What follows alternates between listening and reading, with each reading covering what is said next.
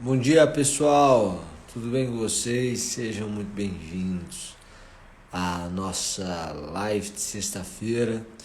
Hoje a gente começa mais um novo programa, né?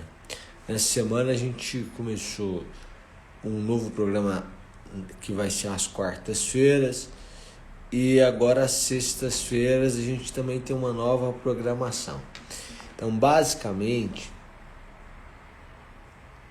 deixa eu só colocar aqui C polêmica.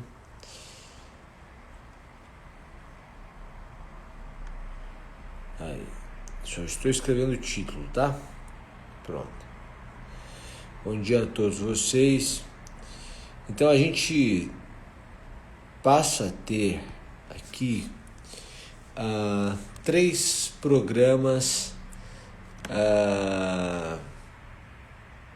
semanais, né? O C Persista às segundas-feiras, o CP Conversa às quartas-feiras e o C Polêmica às sextas-feiras às 6:30 da manhã.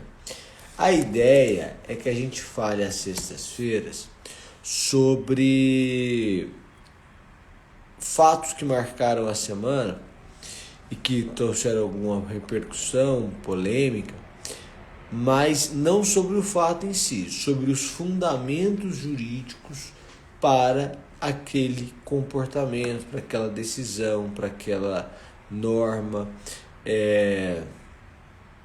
para o que aconteceu. A gente não vai fazer um juízo de valor criticando determinada decisão. O que a gente vai fazer é mostrar qual o fundamento para essa decisão, qual o fundamento contra essa decisão, e você vai desenvolver a sua opinião sobre a correção ou não do que foi decidido, do comportamento, da atitude, sozinho. Essa que é a ideia, tá bom? Ninguém aqui vai formar a sua opinião, você vai formar a sua opinião. Nós vamos trazer os dados. Nessa semana, o fato que marcou a semana, você já sabe qual é. Até porque ele aconteceu ontem à noite. Ontem houve a revogação da prisão ou a concessão da liminar para que o Fabrício Queiroz passasse a prisão domiciliar. Nessa mesma ordem, houve a concessão para sua esposa, para que então ela continuasse com ele. A decisão não foi divulgada ainda, então é muito superficial o que se pode comentar sobre ela. Foi baseada numa resolução do CNJ. A resolução do CNJ, nesse período de pandemia, diz assim: olha, você tem que evitar a prisão preventiva, porque a situação nos presídios do Brasil favorece a disseminação da doença. E é óbvio que favorece, gente. Por que é óbvio que favorece? Porque você tem ali, numa cela para 10 pessoas, 30. Ou seja, as 30 estão em um contato muito próximo. Se um pegar, a cela inteira pega. É diferente de você que está em casa. Que está se expondo, está encontrando uma pessoa, 2 pessoas por semana, por dia que seja. O sujeito está com 30 pessoas grudadas. Essas 30 vão ver a família uma vez por semana. Se um da família trouxer, então os 30 vão pegar. O surto se dissemina muito facilmente dentro da prisão. Então, eles dizem, olha, não é possível, né? Não é possível. A gente tem que evitar a prisão preventiva, por conta de questões humanitárias mesmo. E veja, se estivermos diante de crimes cometidos sem violência ou grave ameaça à pessoa, a ideia da concessão da ordem, ou seja, da manutenção da liberdade, ganha prestígio. Perfeito. Ainda mais quando o sujeito faz parte do grupo de risco. Então é preciso lembrar que o Fabrício Queiroz fez ou faz um tratamento de combate ao câncer. E, portanto, ele faz parte do grupo de risco. Logo, considerando que que ele é acusado da prática de crimes sem violência ou grave ameaça à pessoa, nesse caso aqui, que ele faz parte do grupo de risco, que ele se trata de uma doença muito grave, que é o câncer, considerando a recomendação do CNJ, deferiu-se a ordem. Mas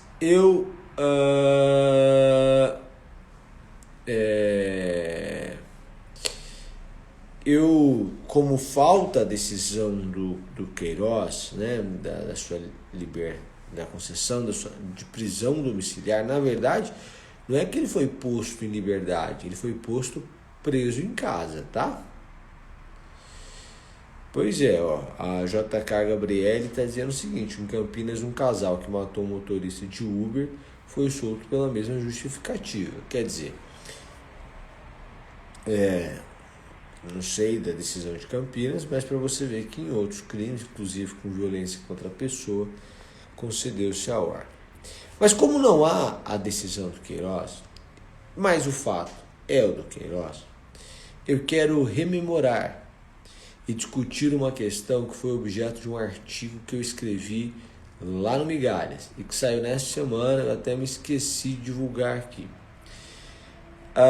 O artigo tem o seguinte título. O título é um título um pouco forte, mas o conteúdo você vai compreender. O título do artigo é Suspendam o porte dos policiais. Pois é. Na verdade, se refere ao cumprimento do mandado de prisão em face do Fabrício Queiroz. O que aconteceu naquele dia? Você se lembra? Houve o registro do cumprimento do mandado de prisão. Até aí, perfeito. Como um amigo meu disse, por ele tinha que registrar, era tudo. Todo mundo com a câmera no peito para poder entrar na casa de alguém para cumprir mandado de prisão ou de busca e apreensão. Isso é muito importante, tanto para o policial quanto para a pessoa que está sendo ali presa ou em face de quem é cumprido o mandado de busca e apreensão. Eu concordo.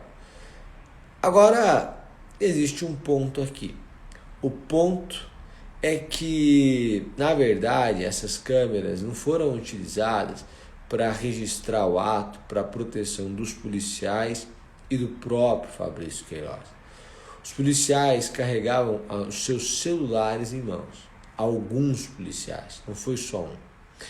E eles, com os celulares em mãos, filmavam o momento do cumprimento de mandado de prisão.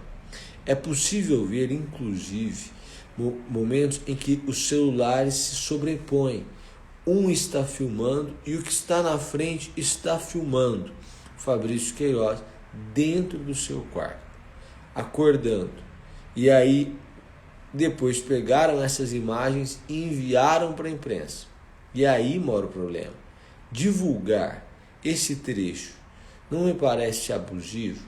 Qual é o interesse público na exposição da intimidade, ofendendo a honra, né, da pessoa? O mandado não é de prisão, não se cumpriu o mandado de prisão? Sim. Mas a gente registra para garantia da transparência do cumprimento de mandado. Tudo bem, pode gravar então, mas não pode divulgar. E lá o que se viu, na verdade, não foi uma gravação para fins de transparência, foi para fins de promoção midiática. Então eu comecei a me questionar se esse comportamento configuraria delito de abuso de autoridade. Você sabe que eu tenho uma obra escrita, Comentários à Lei de Abuso de Autoridade. E lá no artigo 13, a lei diz o seguinte. Eu estou com o artigo 13 aqui. Ela diz, deixa eu só pegar aqui, o seguinte: constranger preso ou pessoa ou detento mediante violência, grave ameaça ou redução de sua capacidade de resistência. E aí lá no inciso 1 está escrito: a exibir-se a curiosidade pública. Então eu comecei a pensar se isso poderia configurar. A verdade é que a gente não pode dizer que houve violência ou que houve grave ameaça. Certamente houve um constrangimento. Constrangeram o preso a exibir-se a curiosidade pública. Foi o que a gente viu. Mas a lei pede que o constrangimento seja mediante violência, grave ameaça ou redução da sua capacidade de resistência. Portanto, na situação, em análise, dificilmente o fato se amolda ao descrito no tipo penal. Você pode ter uma ilicitude administrativa ou mesmo uma ilicitude civil, mas uma ilicitude penal dificilmente. Constranger o preso. Agora, se você imaginar que esse constrangimento do preso a exibir-se a curiosidade pública se deu mediante redução da sua capacidade de resistência, por quê? Porque havia vários policiais dentro da sua casa, porque ele foi abordado enquanto dormia ainda no seu quarto. Se você imaginar que isso significa que o constrangimento se deu mediante redução da sua capacidade de resistência, nós teríamos aí um delito de abuso de autoridade. E a conduta então seria constranger o preso mediante redução de sua capacidade de resistência a exibir-se a curiosidade pública. Mas penso que pela estrita legalidade não é possível afirmar que a conduta se subsume, que a subsunção dessa conduta à norma penal incriminadora. E aí é bom lembrar então que se não há previsão legal, não há crime sem lei anterior que o defina e, portanto, o fato é atípico. Conclusão: me parece que a lei de abuso de autoridade foi tímida e, portanto, deveria trazer um tipo que eu descrevi da seguinte forma. Artigo 13A. Divulgar a imagem de preso ou detento, ofendendo-lhe a honra ou expondo a sua intimidade. Vou até achar aqui exatamente. Suspendam o porte dos policiais, está aqui. Você encontra o artigo no Migalhas, foi nessa semana. Então, deixa eu pegar aqui para você. Divulgar imagem de preso ou detento sem sua prévia autorização, ofendendo-lhe a dignidade ou expondo sua privacidade. Pena, detenção de 1 a 4 anos e multa. Me parece que seja o caso, viu? Houve uma ofensa à dignidade, houve uma exposição da privacidade, completamente desnecessária e que não tem razão de ser quando se pensa no interesse público, no cumprimento. Mas, do ponto de vista jurídico, que é o nosso foco aqui, que é o nosso objetivo, você há de concordar comigo que não há ilicitude criminal. Talvez você discorde, né, e pense que a conduta já se amolda. Quanto à sugestão de preceito secundário, pena de detenção de 1 a 4 anos de multa, adotou-se o mesmo preceito secundário do atual artigo 13, já que a conduta tem igual reprovabilidade, a pena deve ser a mesma. Conclusão, na minha opinião, pode filmar tudo. O que não pode é divulgar a filmagem para expor a intimidade, para ofender a honra e para